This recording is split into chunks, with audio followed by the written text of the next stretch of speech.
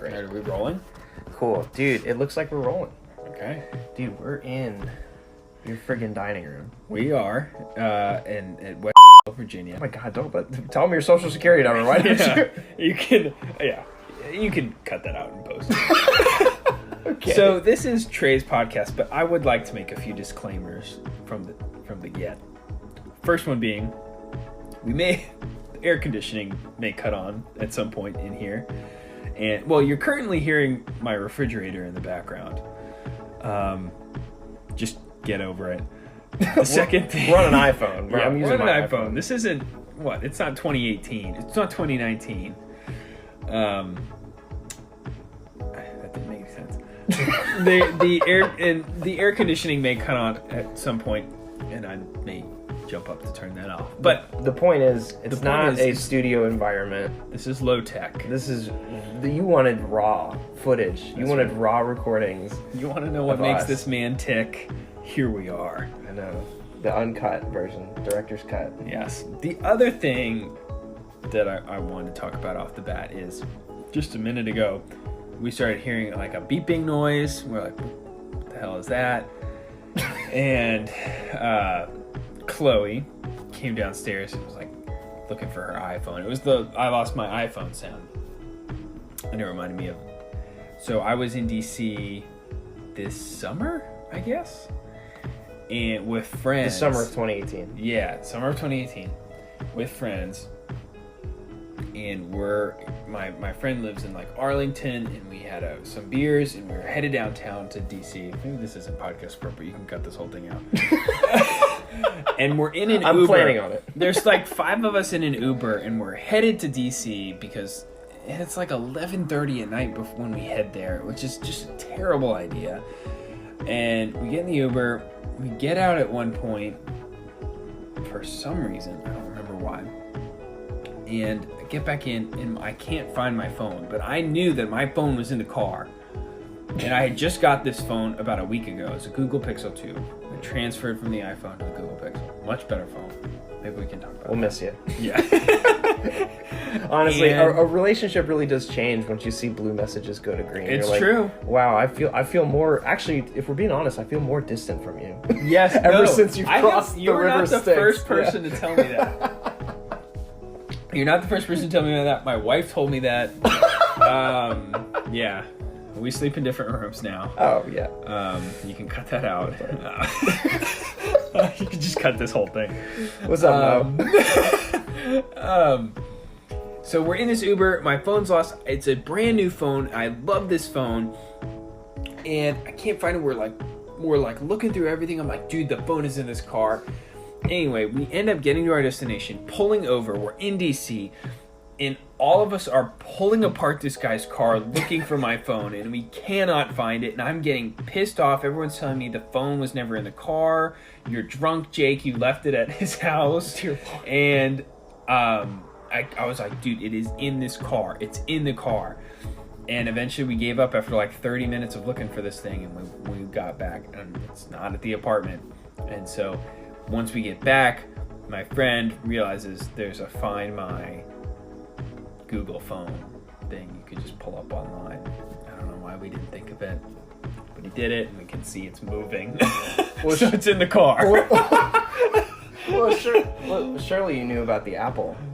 Yeah, we knew about the Apple one, but it's a Google phone, and like I honestly think, I know. Find My iPhone came up. I was like, no, it's a Google phone. Like, oh, okay. And we just dropped it. We didn't assume that anybody else had figured out that technology. They're inferior. There's no way they'd have Google couldn't have done GPS that. capability. Much less could you not have to download an app for it.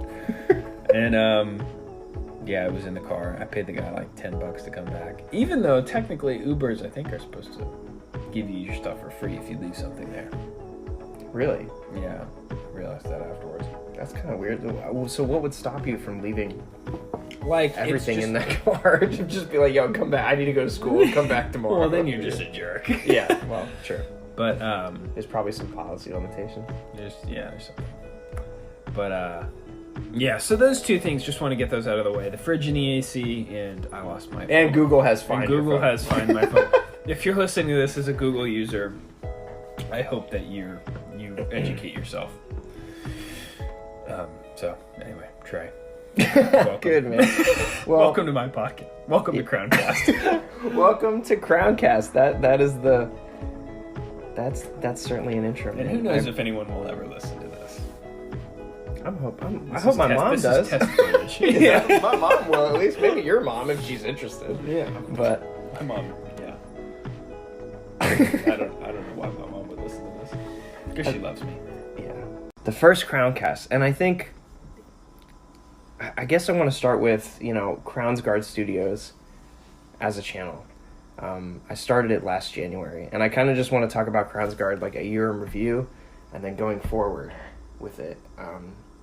Just what could be done better, because I feel like you can't improve unless you, in the same way with guitar, right? Like we're guitarists and we play, and we record ourselves playing, so we get better at playing.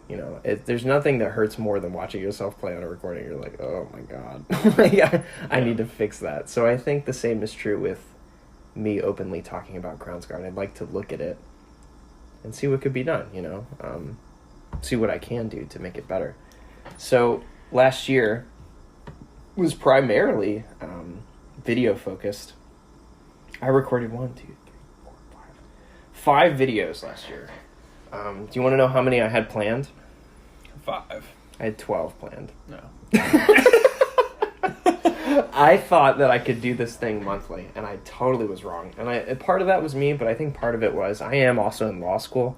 That takes up quite a bit of time. I'm sure any of my law student friends who are listening to this might... It takes up 7 of the 12 months to be exact. Yeah. That makes a lot of sense. But the thing is, I didn't record them.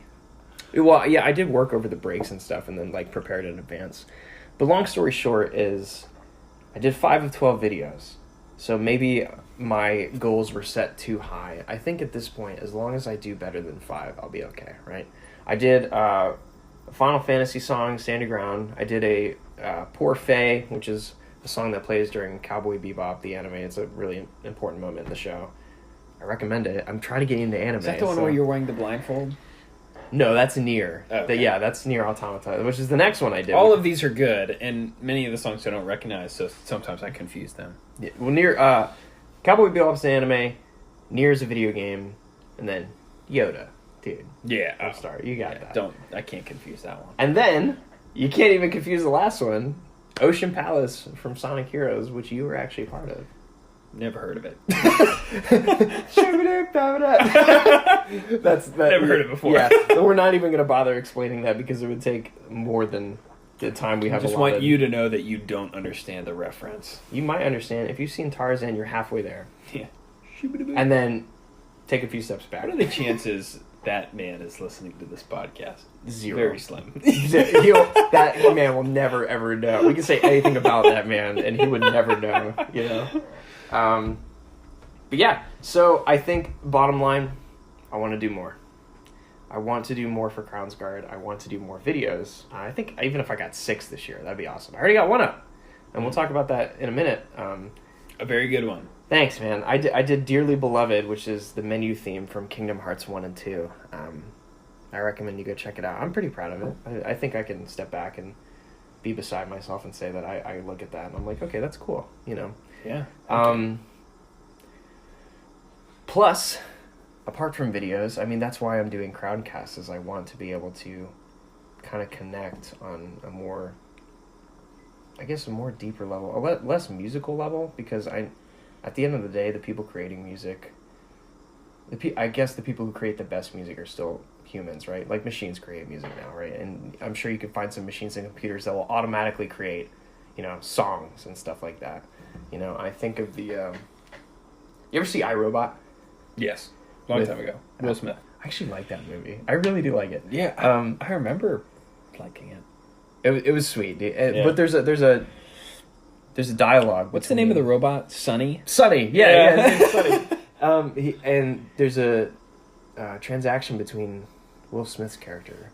I'm blanking on Will Smith's character's name. Don't know. Don't care. I can look it up. Detective. You keep talking. Doesn't matter. Will Smith. Detective Will Smith. Detective Will Smith. And he's talking with Sonny, and he says, "Can a robot create a symphony?"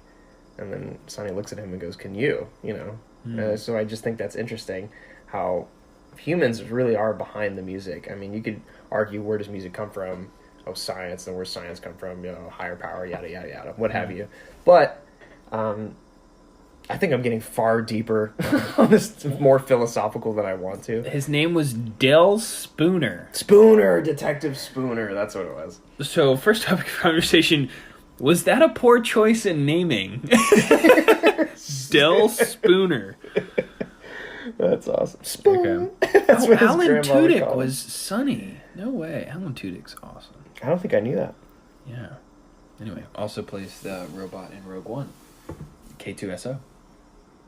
Does he really? Mm-hmm. I will never look at those two robots the same again. They are the same robot in a sense. Could you imagine being known for playing a robot? Yeah, he plays everybody, dude. He's played more than that. He plays robots, AIs. I think he was in Clone Wars too. He was in Ice Age. It's like he's the girl AI from Her. Wow, he's so good. He plays Lenny and Oscar. He's in Wreck-It Ralph. He's in everything. Anyway, I'm sorry. Dude, you're fine. All I'm trying to do is explain why CrownCast is becoming a thing. So I want to talk about Ocean Palace for a bit, because you were part of that. Yes, I was. That is... Your most famous video. That's clearly the best. I think I'm used to doing this alone. Even I was in a metal band growing up, and even in a band with other people, I was still primarily to myself, and I still like to write and compose by myself, and then instruct others like what to do in that context. So I think branching out and doing a CrownCast video with another person was like, I don't say weird, but I was like, okay, now I gotta work with somebody. You know what I mean? I gotta tell them tell you. I mean, you're here. I'll just talk to you directly. I had to tell you kind of like what my vision was without you actually seeing what was going on in my head. In fact, my whole plan for that video was to actually do it on the beach. But do you remember what happened? Yeah, it rained. It was like rain like crazy, so I ordered a green screen. It didn't even rain that hard. No, so it was pointless. We could have done it. Yeah. Well, now I was planning on getting one anyway, so I was like, that's kind of it. And it worked out. It was a good excuse. Yeah. So I guess I just want to hear from you, like, I've been in the thick of this music and recording thing for a while. I said I was in the metal band, but even before that, I was hanging out with my friends at a young age, trying to learn how to use the iMac. I had an iMac, and at the top of the computer screen was like the microphone, and I used that to record everything. It was like the built-in mic on a Mac. Let me just put my amp up right next to the... It sucked, dude. It was like my ears bled. But I've been doing that stuff for a long time, so I know some of the... I guess the intricacies and problems and feelings that are associated with recording and tracking yourself and hearing yourself, and then trying to act on video. Like I'm playing this song on video, so I gotta act. Pretend like I'm performing, not in a cool. Well, yeah, weird. I mean, think about it. Like one of the things that was hard for me to grasp. My guitar instructor from JMU, was like, always practice. Crazy guy. He's not crazy. He wasn't crazy. No, he said one thing that I only heard loved. random stuff about him from you, so he seemed crazy to me. He said, well, it was funny. I told him once, I was going through a pretty rough breakup at the time, and then and he was like, "How you doing, man?" It was like after a break, or it was after spring break, I think, and I just had gone through a bad breakup, and he was like, I remember. He's like, "How you doing?" I was like, "Oh man, I just broke up, went through a breakup. I broke up with my girlfriend. It was pretty bad." And he was like, "Oh, that's fantastic." That's right. And I was like, "What?" I wasn't sure if I heard him right. He's like, "Well, now you have more time to practice." And I was like, "I never thought of it." It's like, okay, Thank sure. you. I guess you're right. That's fantastic. But I don't know. I'm like, here, you call her. You tell her that. Yeah. We're just like, let you know. Thank you for giving Trae more time to practice. Yeah. So bottom line, he says, practice as if you were performing on stage. And I think the same is true for recording a video. We were in a cluttered room with a green screen. It was raining outside, and we had to pretend that we were, inside of the Ocean Palace world type of thing. So if you want to just elaborate on maybe your expectations, like did you think this was going to be easy, or did you think maybe, like, was it weird working electronically up until the 24 hours that we really had together? Yeah, I definitely thought it was going to be easier than it was. and so, the two of you listening know, I drove up. I think I worked that Saturday and drove up, right? I think this is what happened. I drove up on a Saturday to Virginia Beach and got there at 7:30 or 8 o'clock or something. Hung out for 20 minutes and just started going for it. Well, before you continue, let me preface. In the weeks and months before, I was like, all right, we're doing Ocean Palace. Yeah, we knew what we were doing. Yeah, and I was like, all right, let me construct the backing track. And then I sent an instruction video on how to play it. Yeah. So supposedly we were walking into this. Yes, in theory, I did practice. I played the parts. There were parts I probably could have played better, but I was mostly as prepared as I could have been. I had played the parts that we knew we were going to be doing. But we come up, it's already 8 o'clock at night. It's probably 8:30 before we even start doing anything. Probably closer to 9 if we're being honest. And we proceed to play for it must have been, when did we go? Probably didn't go to sleep till 2:30 or 3 in the morning. I was going to say 3, yeah. Which I never stay up that late. Trae does it all the time out of habit. But I never stayed up that late. And it was pretty grueling for some licks that were not all that complicated. And a lot of that, I think, had to do with me having, A, not recorded before, and B, probably not being as familiar with the material as I had expected, and just not anticipating how many takes it takes to get something right. I wouldn't even say you weren't familiar with the material. I think we were trying to push a little bit because it was like, oh, you knew how to play the song. I was like, why don't you fill the space? Yeah, and then we do were something interesting between the licks, and we were trying to write stuff in between, and it was just taking me longer to get stuff than I thought, and so yeah, I mean we get going. It takes an hour probably to get the first little riff down, and then we start adding stuff in, and it took a while. I remember going to sleep that night. I was like, man, we probably recorded 2/3 of the song, and being like, man, we just spent 5. We probably spent 5 to 6 hours trying to record this thing, and sounds pretty good. But you get to this point in the middle of the night, you're like, man, I have no idea if that even sounded good anymore. Mm-hmm. I just played the same lick 30 times, and I don't know if it sounds great. I hope it does, but for right now, let's just go to sleep. Yeah, it's a brain thing. Yeah, you have to separate yourself, because if you sit there, actually your brain will convince you that you're sounding good. I learned this the hard way when I was singing into a microphone. For a long time, tracking vocals for Blame the Season and just my own personal projects. I would sing a riff and I would be like, oh, that kind of sucks, and I would keep going for an hour or two, and then by the end I'm like, that'll work, and then I'll approach it the next day and be like, what was I thinking? Yeah. Why did I let that track slip by? So it's an attack on your humility, really. Yeah, it for sure. No, I was definitely, as I was playing things, I was even aware too. I was like, man, this is not sounding perfect. Luckily most of our stuff did sound good the next day. Oh yeah. I don't think we had to redo anything. Maybe one thing, or I don't remember. Let me tell you right now, what was way harder, beyond harder than playing any lick in that song, was trying to keep our guitars in tune with the tremolo freaking whammy bars. Yeah. Gosh, they were really screwing my guitar up too. Yours was all right, but mine, I pump it twice, and it's just wow. Oh, you have to, yeah. It's all over after that. Yeah. So it was definitely more challenging than I thought. I mean, I thought we were gonna, if I'm being honest, I thought I would roll up there, we would pretty much knock it all out in one night, we'd record the video easy the next morning, we'd hang out for a few hours, have a cigar, have a few drinks, and then I would head home after, sobering up. But in reality, it was literally like working, and you were like, dude, I just gotta go home. I was like, one more take. I mean, we finished it pretty much. Oh yeah, I'm proud of it. We finished it, and we had some pho, and I went home. Did we have? We had pho. Oh yeah. my gosh! Your mom and dad, your dad went out and got us some. She's always about that on a rainy day. She's like, nothing like a good pho. Yeah, that's right. It was good. Yeah. The only pho I'd had before that sucked. So this was welcome, and I was really hungry, dude. I'm sure you all care about that.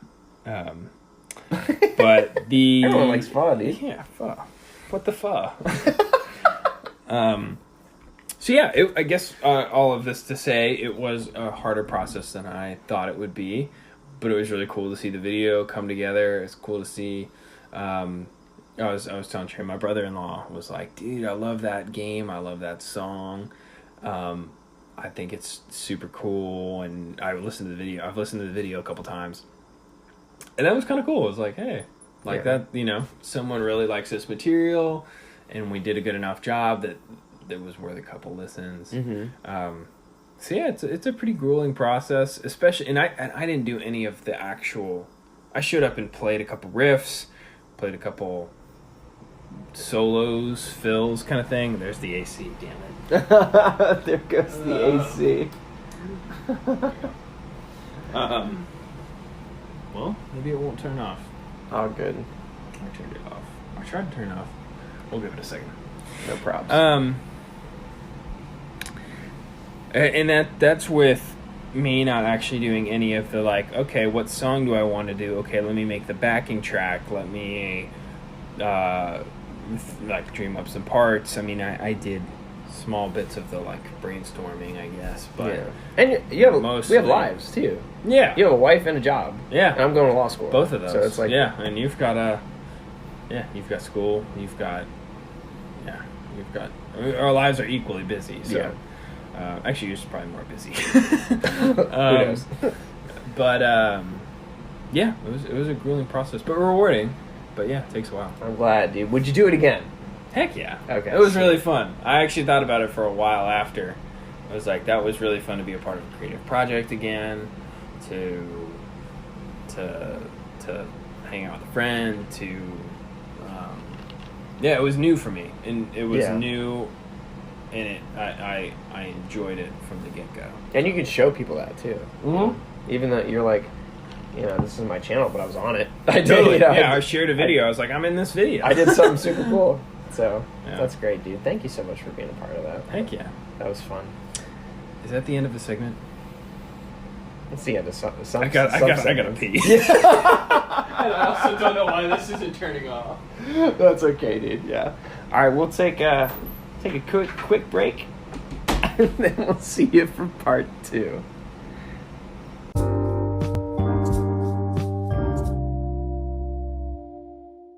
Alrighty. Welcome back to Thoughts for Your Thoughts. Part 2. Have you wait, do you know anything about Headspace? No. Welcome back to Headspace. You never seen that? No, is it a show? Dude, the mind wanders. And anyone who's done Headspace knows exactly what I'm talking about. I don't know Headspace. First of all, I'm a fan. Okay. But I have some criticisms. But this is not, in no way is this sponsored. This is not a brand deal with the Headspace. No, but if you would like to make it that Headspace, please contact us. Yeah. We are open to sponsors. Yeah.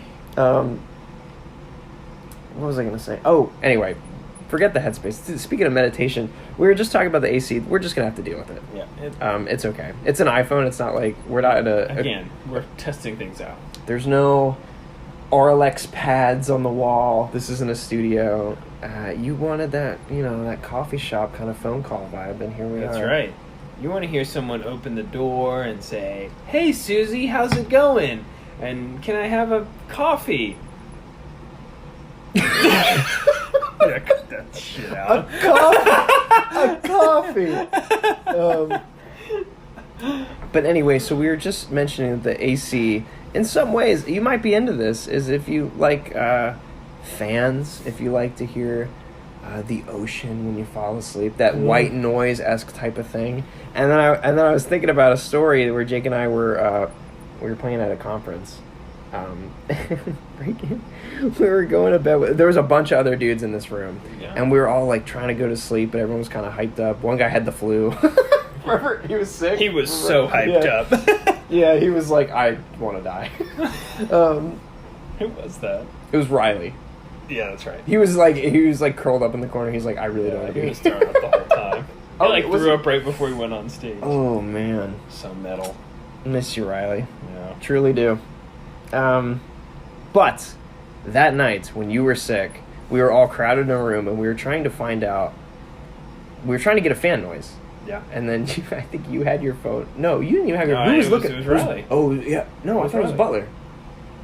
I thought Ryan. Yeah. Ryan was on Ryan. his phone. Yeah. We were in the same bed. We were next to each other. Yeah. We were like the parents of the room. Yeah. And then It was just the limitations of the room, by the way, that we were in the same. Don't lie. Yeah.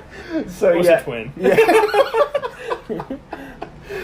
So Ryan's looking up fan noises, and one of the moments that I'll never forget in my life is when you were so hype up. You were like very passionate about this. And like every note you were complimenting on like the different acoustic qualities of the fan. You're like, no, that one had a nice bottom end to it. You're like, that was because that's very soothing. Yeah, no, it was so funny. You were talking about it, and I'll never forget when Ryan actually came across the perfect fan noise. And it was like and he was like, good. This lasts for a few hours until we all fall asleep. Yeah. And you were like, good, keep it. And instead, he like went to the next one, and you stood up. You were like, what are you doing? You said that was perfect.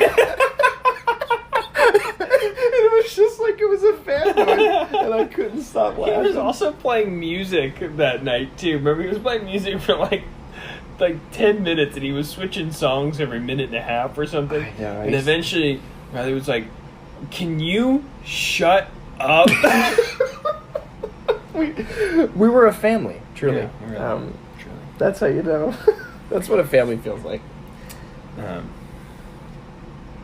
Awesome. So, after that intro, well, we just wanted to acknowledge the air conditioning. That's there, and it might be soothing to you. It also might be terribly annoying. But what do you look at the glass, half empty or half full? We're here, are we? We're here. Do you look at Philip Glass as half empty? Glass. Okay, a new movie was released in the last 2 weeks called Glass. M. Night Shyamalan. I asked if Trae had seen Split. To which he said, yes, but we didn't see the one before that. What was it? What was that franchise? Spoiler alert. There's one before that. And, yeah, very spoiler for the movie Split. Well, yeah, for the movie Split, it spoils something. But he says, and again, I say spoiler alert. Yeah, if you don't want to hear it, skip like 30 seconds out. Yeah. He says, yeah, we saw Split, but we didn't really get it because we didn't see the other movie. He was like... He says, yeah, when the guy is like, yeah, Philip Glass.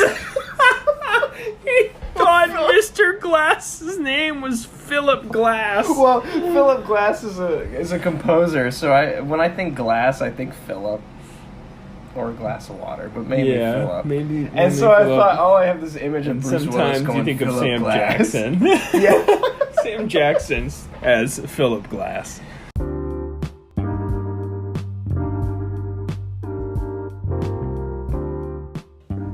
Hey everybody, it's Trae. I wanted to interrupt this podcast with a quick note about the Glass story. I realized when I was setting up for this podcast, I had been turning on and off the recording feature to test it and to see how it works. And I actually caught the moment of this realization where I said Philip Glass instead of Mr. Glass. So I'm going to put that in here so you could experience that moment with us. And then I'll jump back into the regular podcast. See, I had never seen that original film, so I was like, what the frick? Why is everyone, like, excited about this moment? Like, it was definitely like an inside. Yeah. You went Philip Glass. Yeah. And then the movie ended, and I was like, I looked at you like, what the hell was that? Like, after such a... Mr. Glass, not Philip Glass. Oh, Philip Glass. This is the composer. Oh, yeah. God. Shoot. Oh, my What God. was his name? Philip Glass. That's like a real name. It's a composer. Mr. Glass. Mr. Glass. Wolfgang Amadeus Mozart. Glass. The first one is gosh. awesome. The first one is like a masterpiece.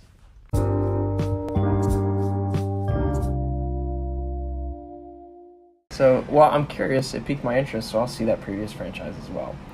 Anyway, moving on. I'm going to cut that Glass section off. Yeah, probably Just this whole last 5 minutes. I'll cut it. I want to talk about music and sound in general. What have you been listening to? I've been a little boring recently. We've been prepping for another conference we're a part of. So I've been listening to some random gospel music recently, which has been interesting. I guess that counts. I've been listening to some some gospel music and like some African infused worship music, which is interesting and very different, totally different style. I've mostly been listening. I'm just thinking of like new stuff I've been listening to. I've been listening to a lot of old stuff that's not particularly, I guess, groundbreaking.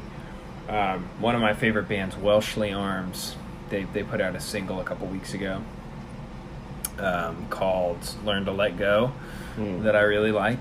I've been listening to that a little bit. And Switchfoot dropped a new album. Did they really? Yeah, about a week or two ago. I don't know exactly when it was, but I've been listening to that. It's actually pretty solid. Switchfoot's not my favorite band, but I like them. It's been a long time since I checked out the Switch, man.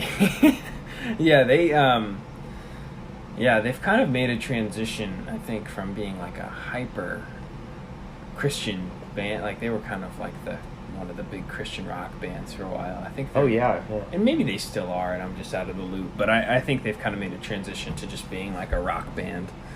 So I'm digging their new album. It really is just like it's a rock album, like a light rock album with some interesting lyrics. And is the guitar I've been digging that? Like in that album? I like to think of like, is this stuff that we can play, or is it? Oh yeah. Does it challenge the? Yeah, I mean mold? it's still they've never. I don't think anything Switchfoot has ever been really like incredibly challenging. Everything. I don't think anything has really exceeded the level of Stars, which is the song that everyone kind of learned. That was one of the first cool songs that I learned. That was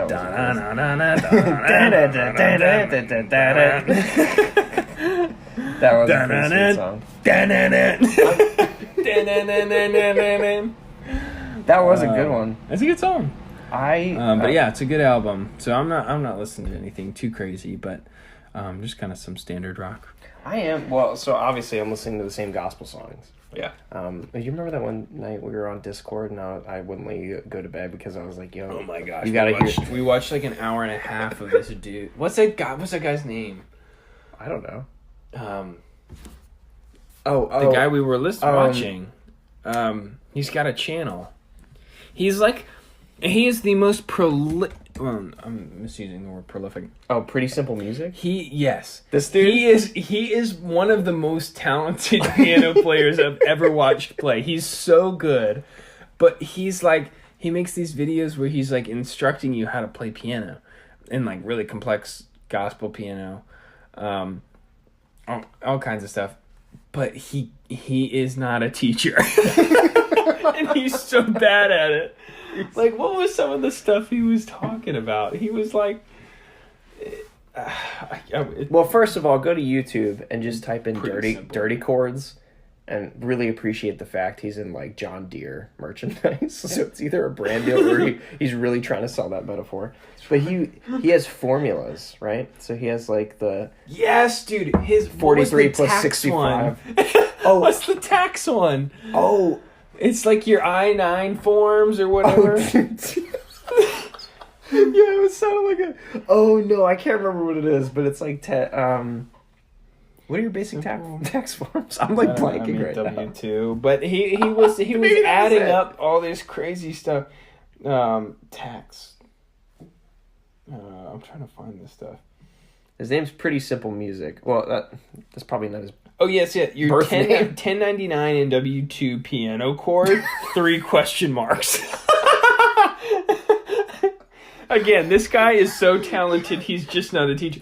And he goes through, he starts explaining to you why these, like, he's just basically playing...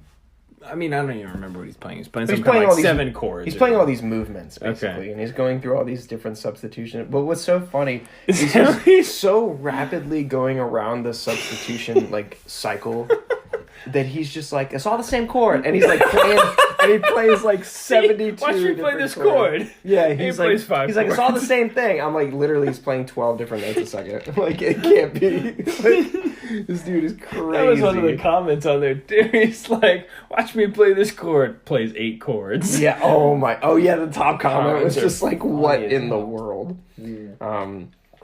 So... And his crazy rationalization for why this chord progression somehow equals a 1099 and a W2. It's like he's like, just making it fit. Like, would it not be far simpler just to explain music theory in general? And then just like... No, just trying to tie insane chord progressions to something in the normal world. It's just so ridiculous. He can't understand this chord. Let me explain it in terms of taxes. The other most complicated thing people do in a given year. So funny. Again, probably like the nicest dude, but oh my god. It seems like a sweetheart. Neo soul. That's what it's all about. Moving on, I wanted to talk about this weird... Yes. What are you listening to? Thing that I've been listening to lately that I think may or may not be a future video. Oh. Man, I'm still, but I'm worried about spoiling it, but I won't spoil which one it is. I'll just spoil the artist. So I've been listening to this Japanese producer named Snail's House. And it's just this... Snail's House. And what it's forced me to do is think about... I don't even know. Because I would have to, at the risk of avoiding copyright infringement, I'm not going to play the song. Okay. But I would advise you to go listen to, let me see what it is. Pixel Galaxy. I was going to say Pixels, but that's a movie with somebody. Who is it? Adam Josh Sandler? Gad and... There's like a bunch of people in there. It doesn't matter. Anyway, Snail's House has a song called Pixel Galaxy. I mean, this guy has other stuff, but his whole shtick is that he writes like really like kind of cute electronic like thumping songs, and then his marketing is like this little kind of anime girl, or I guess it's Snail Chan. Like I don't know, I don't know the entire backstory, but the idea is that he uses this girl as marketing and in the videos, but his songs all sound like kind of like the personification of this young anime girl. And even in one of the videos, like Pixel Galaxy, like she's in it and they kind of have just like a little adventure with her and another character. But I think the more important focus is the music, and it sounds really interesting. It's like it takes like really nostalgic kind of like 8-bit sounds and puts it in like... There's a lot of joke videos. Like, there's a lot of joke parody videos on, like, how to sound like Snail's House. And, like, you go, and it's all joke videos of how to, you know, put some 8-bit in there, and then do this, and then, wiggle the synth or something. It's just, like, you got to see it to really understand. And you have to hear the music to really get it. But what it's forcing me to do is to think about how to mix my material and how to take to morph sounds, I think, is really the key. You could take a sine wave, really, and just, like, think about what we do with guitars, right? We have a guitar that sends a signal, and each guitar has its own distinct character. But then we throw it through a bunch of pedals, a bunch of sounds, a bunch of amps, and then even more processing after the fact. And the same is true for a sine wave. You could take any synth wave and then morph it through all these different things. You can even... I mean, you could do so much. I can't even, like, begin to describe all the possible things you could do with sound, but... with digital technology, it's just easier than ever before to create weird, unearthly sounds. But I think this guy has mastered, like, layering pretty well. Like all of his stuff sounds full and just compressed and thick with 2 C's. You know what I mean? It's just like every song hits super hard. At least the hits. He has some other songs that are like chill, just kind of like electronic beats. But I think he's forced me to think about mixing and creating weird sounds. And I don't know. I would recommend giving Snail's House a listen because it's just what I've been listening to recently. And it doesn't sound like something I'd listen to at all because I'm a metal and jazz guy. So when you hear this, you're kind of like, oh, that's another thing. He uses a lot of jazz harmonization. He uses a lot of different 7th chords, a lot of different substitutions, and he basically just kind of plays around with that. And it's just this guy? It's just the dude. Just this one producer. I believe, is it Ujiko? I don't know his actual, something like that. Did you say if he writes for like a TV show or anime? No, he's just kind of like his own thing. Okay. Yeah. The album cover looks very anime. Yeah, I mean, that's the marketing. I mean, I often think about maybe I should tell people that CrownCast Studios is a girl. maybe I'll be far more popular. It's a girl named Crowns, last name Guard. Miss Guard. So I think, what was I gonna say about this guy? Shoot,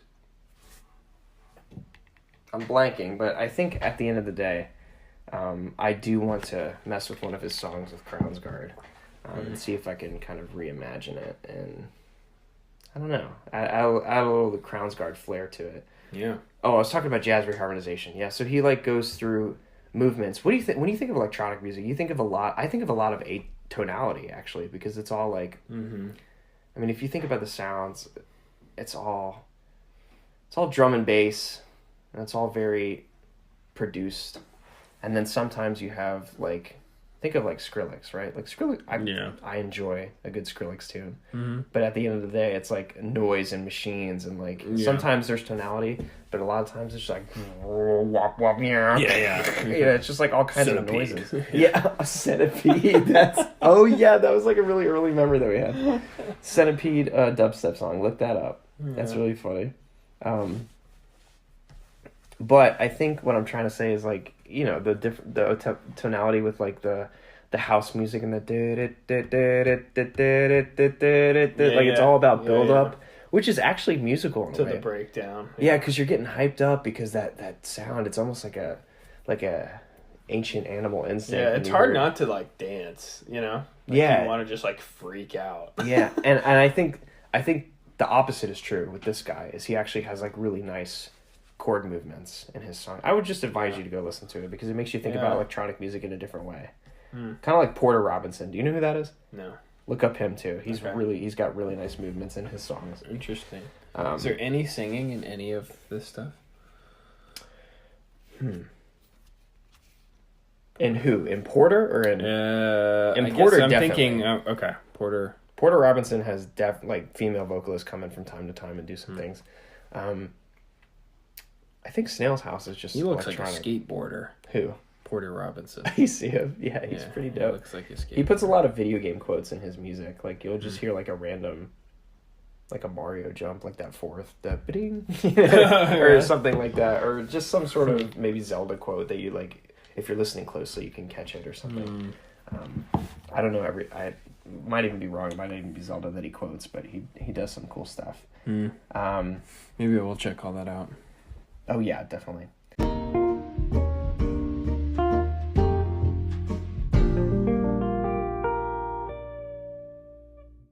Awesome. So let's move on to another topic that CrownCast is also about. We've talked a lot about music. Yeesh. And we could talk forever about it. In fact, I'm going to talk about it pretty much every single CrownCast that we do. But what another part of CrownCast is video games. That's a big part of my life. I grew up with that, and that's just a hobby that I have. And a lot of people look at me in law school weird, like, oh, you still have time for that? It's like, yeah, do you still have time to go watch a movie? Like, what? This is my thing. It's my hobby. Like, I'm going to do what I want to do, and I'm going to accomplish what I want to accomplish, you know? So I'll still get the work done. I'll just, I'll go play Overwatch with you guys for a little bit. It doesn't matter. Yeah. So I wanted to talk about video games, and I'll just pose the question: video games, a waste of time? So it's actually, as you're building up to this, did you see Ready Player One? Yes. The movie. Yeah. Did you like it? Not really. Not a lot. Okay. It was funny. I like the guy who, I don't know his name. He's the guy that's in Deadpool. Oh, TJ Miller. Yeah. Just the way he talks is funny. He's in some deep water right now, actually. Oh, okay. Yeah, he's been accused of some stuff. Oh boy. That was not fun. Okay. All right. Well, we won't. Anyway, yeah, I don't even know. Give light to that topic. Because we both know TJ Miller. But we watched it again last night, actually. I actually like the movie quite a bit. But it involves this topic of video games, and is it something worth investing your time in? Is it why is it important to people? And there's other things being explored through video games, but anyway, I'm just thinking about that. In my experience, are they a waste of time? I think your comparison to going to watch a movie is probably pretty accurate. If it is a hobby for you, if it is everyone has I honestly think that everyone has and should have, to an extent, things that they use to just kind of be and not have to engage with all the time. I don't think it would be a bad thing if you were to cut yourself off from all video games and movies and stuff, and just, your way to relax was to read a book. But I honestly think that there are situations in life where it is a good thing for you to kind of shut your brain down, in a sense, but kind of just disengage from hard work and take a little bit of time to relax and do something that you enjoy that just doesn't take a lot of mental effort. Mm-hmm. Like my wife comes home from working, what amounts to a 13.5-hour day, and she just doesn't have any gas in the tank, but she doesn't necessarily want to go to sleep because it's not really a good way to,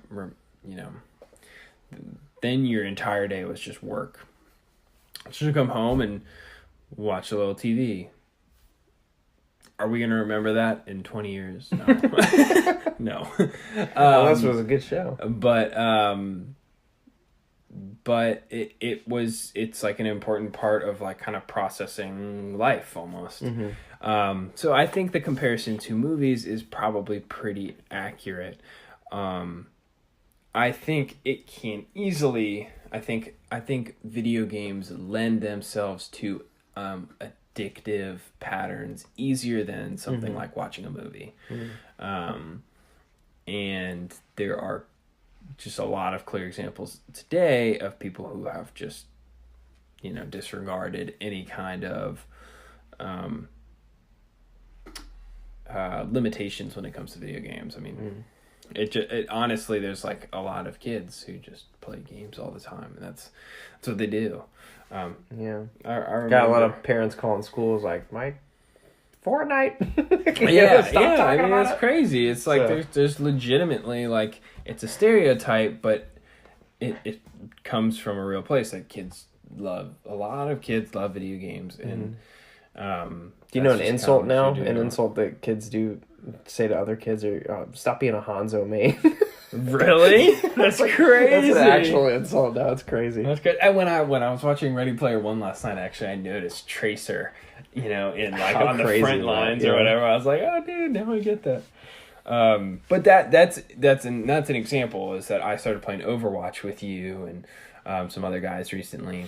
It's cooled off recently for a good reason, just because I've had more stuff to do. But it was like a fun way, especially like about like a year or so ago, when we had just moved to town. We didn't have a lot of like friends in the area, and it was like a way to spend like 2 hours kind of playing a game, hanging out with you and having fun that didn't require me to like know a lot of people who were right around where I was. Mm-hmm. It could easily have become a bad thing. It could have easily become a waste of time. And there have been times in my life where I have played video games more, even though my family was pretty video game averse, and I wasn't allowed to own a game station for a long time. The only one we ever owned was a Wii too, so it didn't really do much. The only to thing get me to play. The only thing that I could ever play was Snake on the Nokia. On the Palm Pilot, my dad's Palm Pilot. Oh gosh! So the most that I ever played was on a computer and played Battlefront. And there were times where I played it and I used it just to waste time. But yeah, I think it's like a lot of good things in life. It's not a waste of time if you use it wisely. So yeah, well said. I think we can agree that at some point, every single video game is a waste of time. I'll take it further than that.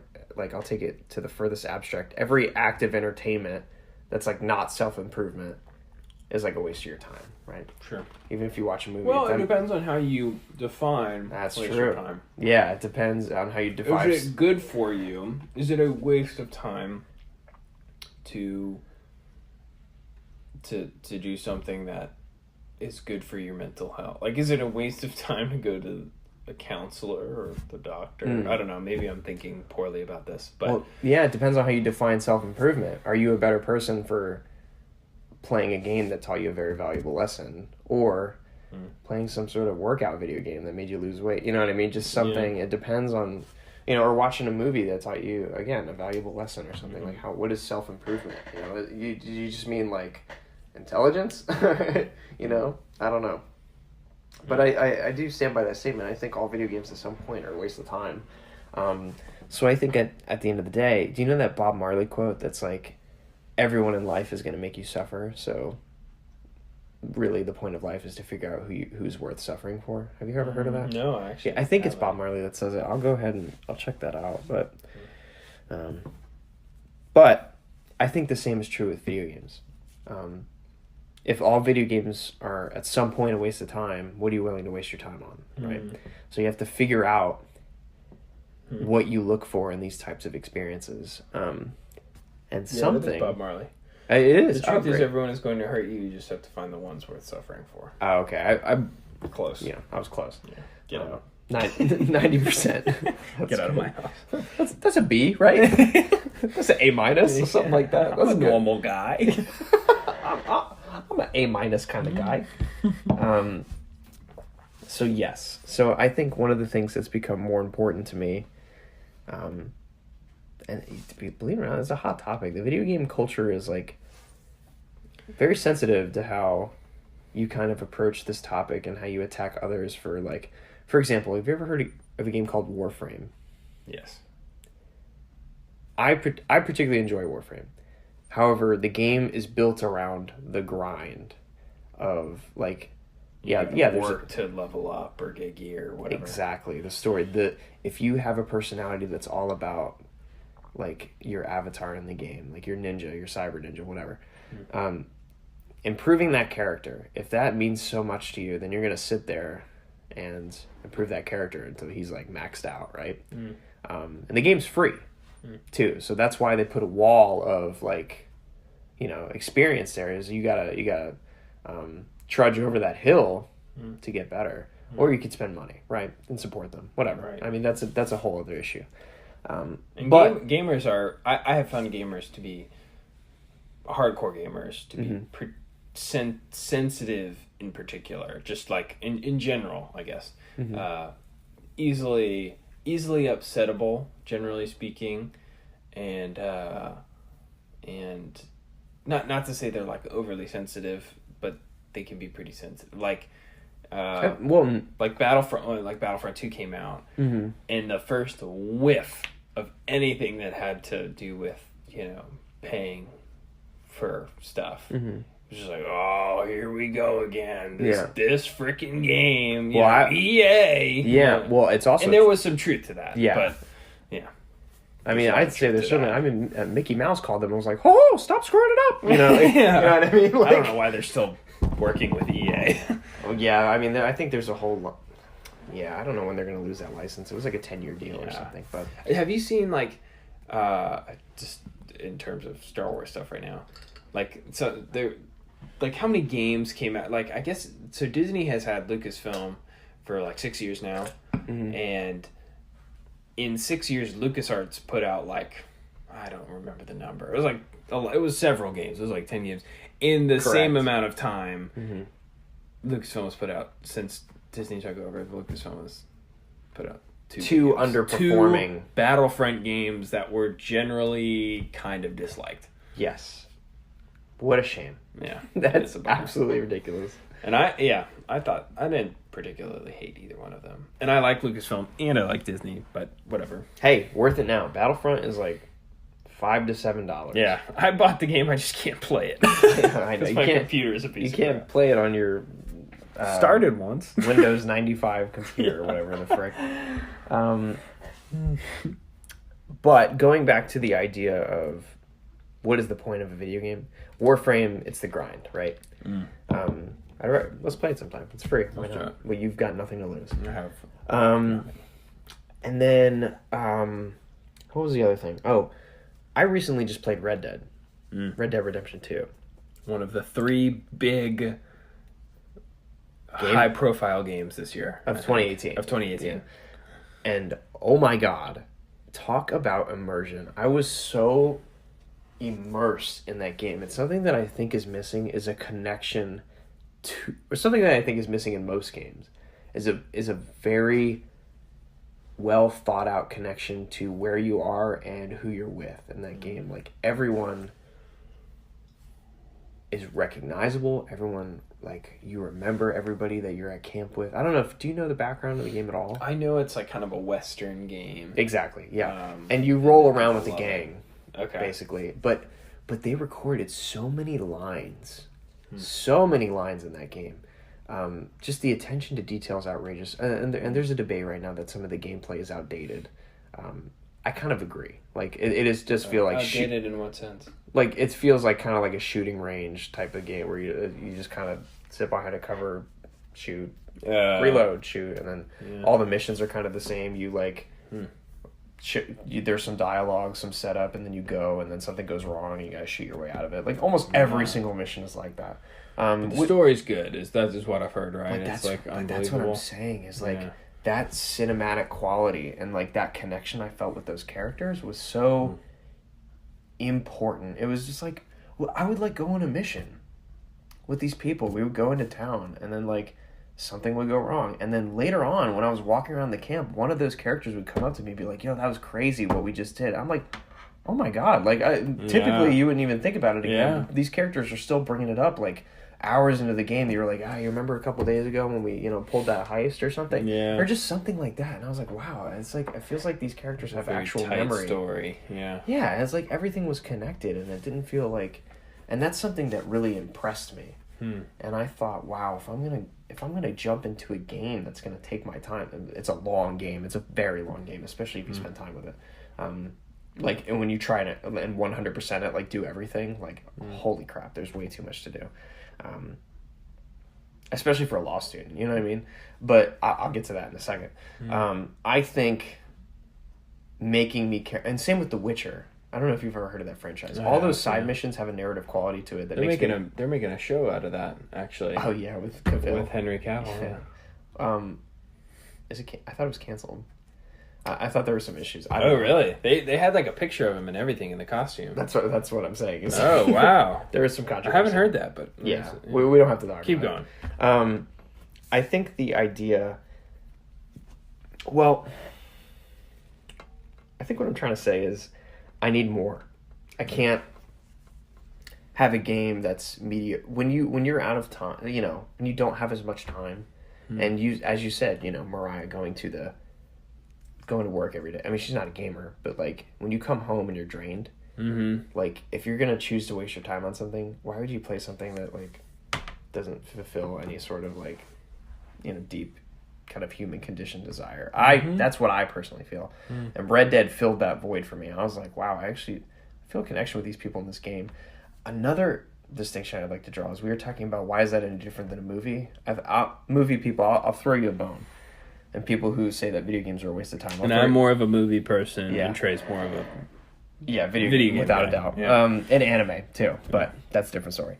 I'll throw you a bone. Is that a movie has a finite end. Right?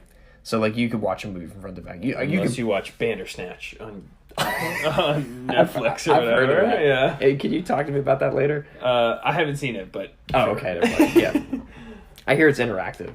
Which Yeah, is it's like you choose. There's like a bunch of different endings, from my understanding, and you can watch different ones. It's 100% the future. Yeah, Like maybe I don't know. They've been doing it for a while, like with shows. Like there's Broadway shows. They've been doing it with video games. Until Dawn and Detroit Become Human. Mm. Like those are basically like movies. Yeah, where you have a lot of autonomy. Yeah. But yeah, I'll show you a little bit about that later. Okay. And there's so many choices, and you can create your own story. It's great. People can die in that game. I don't know. It's just amazing. But I do love a good gameplay loop. Like, that's not to say, I just want to clarify that because I said I like the story in Red Dead, I don't think that storytelling is the most important thing in video games. I just think it's underrated. I think if I'm going to be doing the same boring side mission, I better care about the person I'm doing it for, right? Yeah. So if someone asks me to come with them fishing or drive this caravan, I'm going to remember that we sang songs around a campfire, about one of our gang members coming home. You know what I mean? Like, it was just like a big deal. So what is the most important aspect of a video game to you? It's not story. I don't think it's any one particular thing, but I think the prevailing argument is gameplay. I mean, why are you playing a game? You could just watch a movie. I could just watch Red Dead the movie, right, and be as entertained. But I think there's something so important about going about that world and having no, like, blinking lights or no... I mean, you could choose to turn off the mini-map in the corner and just be completely immersed in what you're looking at. It was the first time I looked at every, like, branch that I was passing in a game. I was like, first of all, it looks amazing. But I think, before I get completely sidetracked, I think the idea that I'm trying to make here is that, like, we're out of time as human beings. Like, we have a limited time to live, and we go to work, and we go to school and stuff.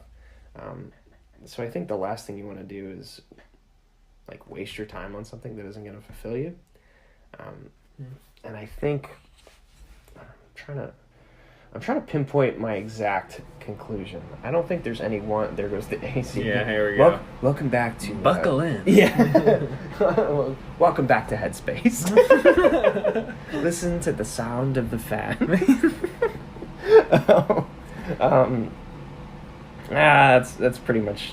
I feel like I've almost exhausted that topic, but the thing is that could be like a season of podcasts. Is just talking about video game aspects and like what to do. I think I just wanted to have the overall, like, overarching, like, why, what are you gonna waste your time on in a video game, right? Like, Sure. Would you? Where was I going with this? Oh, movies have a finite end. I'm finally I'm home, people. I'm home. Here we go. Movies have a finite end. You could choose to play that movie again, right? But why would you? You're kind of like, okay, I saw it and I already know the story. Why would I go watch it again unless I was purposely trying to, like, dissect it and figure it out? I think video games, depending on how long they are, like, some people, like, for example, Assassin's Creed Odyssey came out. Do you know anything about Assassin's Creed? Yeah. A little bit. It's like enough. historical. Yeah. Good. In the most recent one, there's like a really long grind to get to the end. Supposedly. I haven't played it personally, but when I hear things like that, I get so frustrated because I'm like, I already spend so many hours a week on school, so many hours a week on reading. When I become a lawyer, I'm going to spend so many hours on that. The last thing I want to hear is that there's hours and hours of content, right? Just to hear the end. Yeah, it's like, Lord God. It's like when people say, like, "Hey, this TV show's amazing." Like, yeah, the first 2 seasons aren't so great, but if you get through them, the first 2 it's seasons. like, oh my gosh, are you serious? I just can't. That bothers me so much. It's like, hey, you've got 3 episodes to get me into this. If you can't, yeah. Like, why can't a game be 4 hours? In a way, you know, it has to be, like, limited enough that, like, 4 hours is enough. What is the best amount of time to tell the story that you need to tell to make it engaging for the audience? That's a far better way of saying what it sounded like. I want my games to be fulfilling and long, but I don't want them to be longer than necessary. Yeah. You know what I mean? Actually, Red Dead seemed a little longer than necessary, but it felt like complete. Like I felt like at the end I was like, wow, what a journey. Yeah. Whereas some games are hours and you just don't have an end. Warframe doesn't have an end. You just get better and better, right? So it's just, I don't know. It's crazy. So, additionally, I think playing Overwatch with you guys is more fun than I've had in any individual video game experience, because when you're playing a video game by yourself, it's about the isolation, it's about the immersion. I would never play Red Dead with you, right? Yeah. Because what am I going to say? Look at that cow. Yeah, look at the branch. Yeah, look at that branch you keep talking about. Shut up about the branches. Of course, it's not a game crafted for that unless you play online, but then we got to go out and get a PS4 and get you the same game and get you to beat the story. That's not going to happen. Yeah, exactly. So, but Overwatch, that's very match-based. I know if I go into a match, I'm going to spend 10 minutes. Do I have enough time for another one? Yes, I do. I'm going to go in and do it again. Can I be convinced to do another one? Yeah. Can I be? Which happens. Can I be reasoned with? Yeah. To do another one? Yeah, it's true. I don't know. I think the overall conclusion is that I'm going to encourage you all listening to this. If you're going to waste your time, waste it on something that's good, you know. And maybe there are different opinions of that. Video games are opinionated, music's opinionated, but if you internally are like, I don't have enough time for that, I think that's a sign. I think if someone tells you about a game and you're like, I don't know, or a season, like what you just said, watch the first 2 seasons, you're like, why don't I just watch the first 2 seasons of something good? Of something that people like, or or watch a synopsis of the first 2 seasons and start on the 3rd season, you know what I mean? Yeah. If I could bypass all the crap, you know, I've got enough mundane... There's enough content out there. There's enough mundane crap to do in life, like taxes and W-2 chord forms. 1099 chord. Yeah, 1099 chords. That I don't want that in a video game. I don't want to have to, fetch quests that mean nothing to me, right? Yeah. So it's just crazy. Totally. So. Totally. Yeah.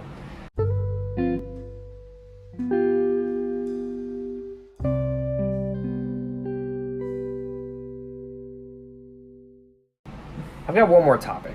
One more. That sounds good to me. And we will be, I think, relatively quick about it, because I think this is extended pretty long already. This has. But I think this is important. Let's go. Do spoilers ruin a story? And we're getting into my territory. Okay. So I'll hand it. Do you want to open? Well, I don't know if I have an answer yet. Okay. Well, let me start. Yeah. Give us some background on why were you thinking about this? So, I've been getting my mom into Netflix, right? Because we have it as a family. But she'll start talking about things like shows that she's seen. And then one night we were having dinner or something, and she was like, "Oh yeah, I was watching this one thing on Netflix," and she was talking about the plot, like the basic plot lines. And she keeps going. If you don't stop her, she'll keep telling you about it. So I always say, "Are you about to spoil this?" And she'll go, "Oh no, I'm not spoiling it." So she'll keep going. She'll be like, "Oh, the only thing that happens, he gets a little cuckoo, and then so and so dies." And I'm like, "Who dies?" She's like the main character. I'm like, "What? What? How was that not a spoiler?" I was like, "What? Why are you telling me this?" Yeah. I was like, "What if I want to see it?" She's like, "Well, are you?" I was like, "But yeah, that's but not the point." You robbed me of that ability to even be interested in it, because it's like, again, why would I waste my time on something that won't make me a better... I'd rather experience that for the first time. I think what's important... Do I think they ruin a story? Absolutely not. How can they ruin a story? But maybe they can if they're bad. If they're bad twists, probably. Maybe then they save you from seeing a poor movie. That's true too. Yeah, that's true too. Actually, yeah. I think there's a couple ways to look at it. I mean, there are some movies that if you think the entire movie rests on a twist or a really important plot point being revealed at the end, if that is the entirety of the movie to you, then you will always be disappointed when something gets spoiled. Some movies aren't like that. Their movies are experiential, and there are movies that the experience of watching them is just as important and interesting and valid as the experience of seeing each plot point kind of unfold. I don't know why a movie that I haven't seen is coming to mind, but maybe it's a good example anyway. Schindler's List. I actually haven't seen Schindler's List. There are, I'm sure, plot points in that movie that I don't know happen, but having not seen the movie and having not had any of it spoiled for me, I know that probably some Jews make it out alive, and the Nazis are really bad. Yeah. And that eventually the Nazis lose World War II. Like, there's some things that but is the point of Schindler's List those specific plot points? Probably not really. Like, if someone were to tell me, like, Schindler dies at the end or something, I don't know that would make the movie worse, because from my understanding of that movie, it is the majority of the good parts of that movie are watching and seeing how it unfolds, seeing how the director put everything together to fit well, how he told the story. So I don't think that if you view movies as, once I learn something that happens, that is the movie, then you're always going to be disappointed. Now, there are some movies where that is more important. I think the best example is, like, two examples come to mind. M. Night Shyamalan, who is the king of the twist. Or he has been branded as such. Yeah. Like The Sixth Sense. Spoiler alert. If you haven't seen The Sixth Sense, you should go see The Sixth Sense. It's a great movie. Skip ahead. Have you seen it? I have. Seen it? Yes. Okay. Yeah. I skip ahead. I mean, yeah. And most Why would you people rob know- me of that? Most people know the twist anyway. But Skip ahead 30 seconds if you're that concerned. Skip ahead about like it. a minute, probably. Okay. But, you know, at the end, you find out that he was dead the whole time. That does change your experience seeing it. If you hear that before, you're already watching for that twist that you already know is coming. There is an experiential element to watching that movie for the first time and not knowing that he is dead the whole time, and it blowing your mind. Because that movie is so perfectly put together that it never even breaks its own rules. And so there is something about that. Now, if you're to watch a movie a second time and you already know the twist, I actually still think there's value in that. Another example I'm thinking of is one that was kind of recent, Avengers Infinity War. That movie had the most unrealistic... There was so much hype around that movie. Everyone was freaking out about spoilers. Nobody wanted it to be spoiled. And that's a different kind... That is a plot point kind of spoiler reveal. It's like, I don't want to know that. Again, spoiler alert, if you haven't seen Avengers Infinity War, it made over $2 billion, so probably most of you have seen it. Yeah, just stop listening to the podcast. Go home. If you don't want to listen to any of these to our two listeners, please leave. The Avengers is, spoiler alert, everyone dies at the end. It's like, that's something you wouldn't want to know. Not everyone. Pretty much everyone. A lot of people, half of everyone dies. Half empty or half full, my friend. Yeah. I don't know how to... Anyway, I'm tired. Agreed.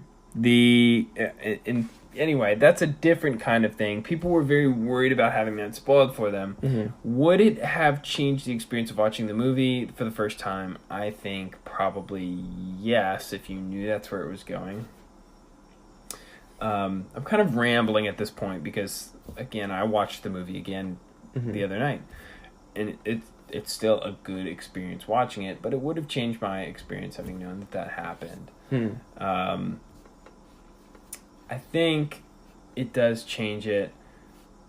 It does change your first viewing experience, but I don't know that it ruins it. If someone were to tell me Bruce Willis is dead at the end of the sixth... Oh, there we go. It's been over a minute. Bruce Willis is dead at the end of The Sixth Sense. The whole time. He's dead. I would have been like, oh, shoot. Would I still recommend someone go see that movie who already knows the twist? Yeah, I would. Because it's a good movie. Your example with Bird Box, there's a twist at the end. It's not even a twist, though. It's like this weird thing that happens. You're like, oh, huh? It's like that. What? Like, it just doesn't really... It's like interesting for literally about a second, and then you start thinking about it, like, it doesn't matter. And that's like when people meet me. That's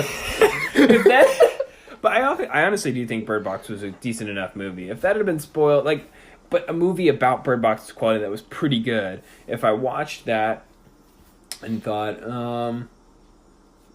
if someone knew the spoiler already, would I recommend them go see it?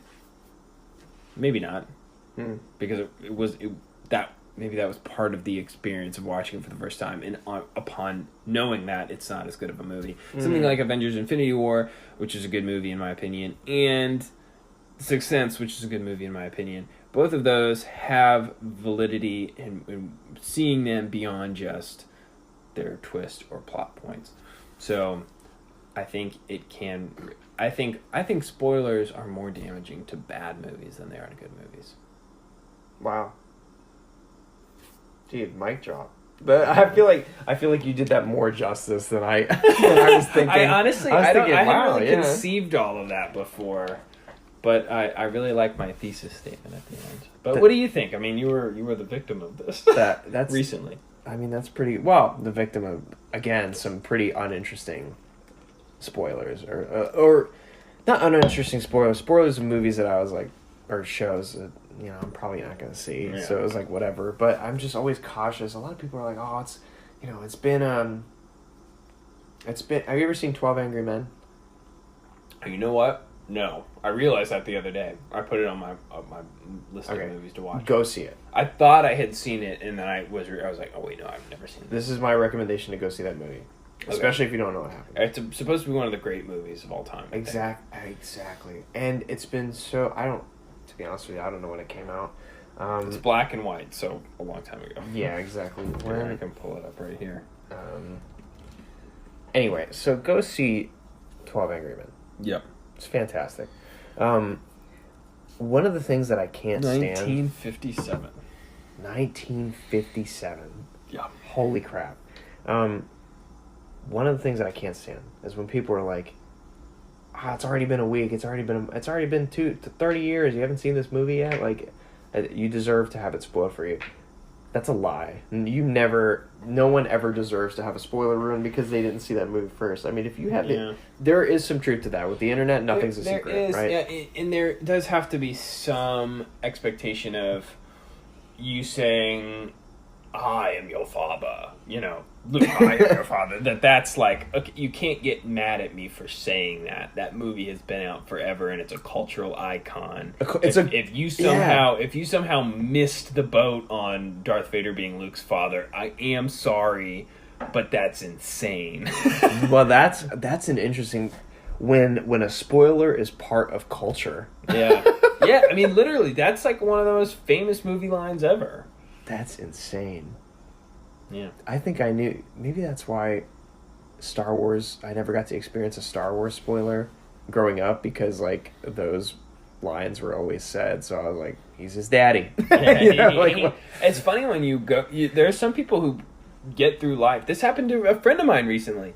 Get through life not knowing Darth Vader's Luke's father.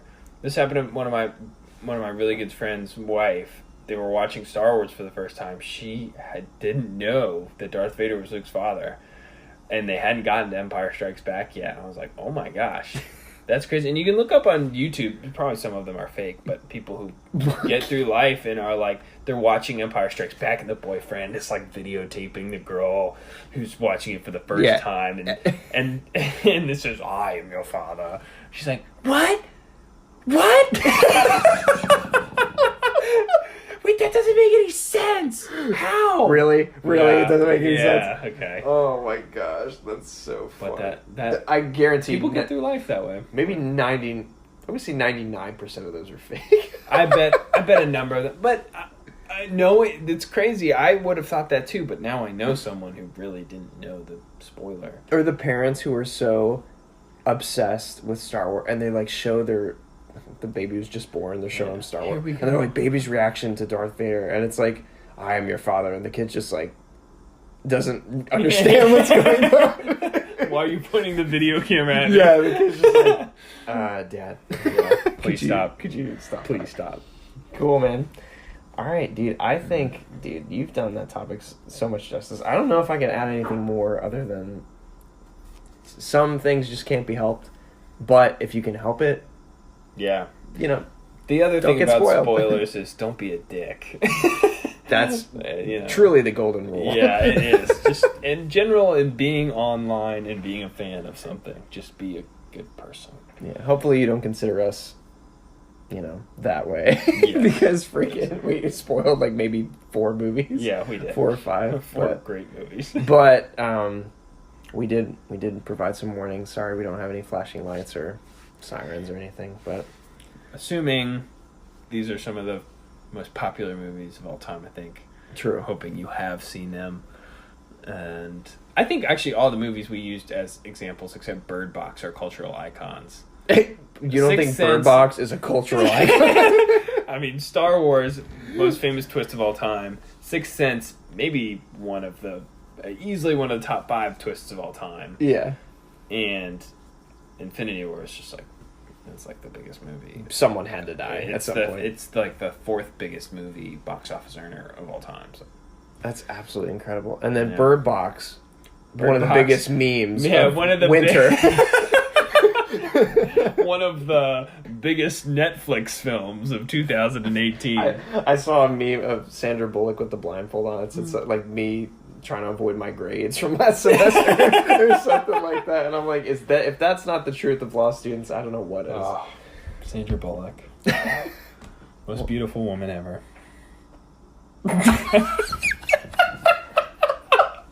Wait, that laugh sounded really like maniacal. Like we were saying, she's terribly ugly. I think it was just funny. that did sound sarcastic. No, I genuinely believe that.